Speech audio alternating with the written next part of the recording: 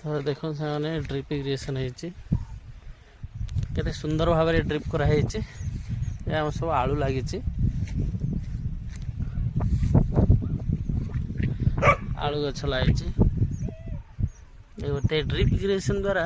सब संभव भाई कम पानी रे थिले भी हो ये दीटा रखाई डगर मान दीटा खाली भुके क्रे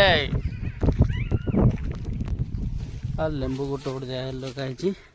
बुंदा जल सेचन दिखाई बैगण गछ भी लगी बैगण भी फलुँ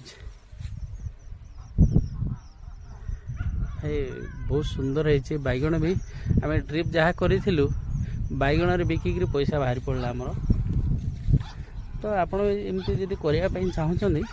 ताले भाई ड्रिप इरिगेशन द्वारा ही जेको फसल करूँ आप कम पानी रे भल बेनिफिट हो ये चाबी आम लगी लाइन लगी तो देखो आप जगह तो देखुए बहुत बढ़िया है आर भी लगी आमर टमाट भी लगी कंचा लंका भी लगी यहाँ हूँ कंचा लंका ता पाखड़ा हूँ टमाट लगी एपट भी आलू टे लगी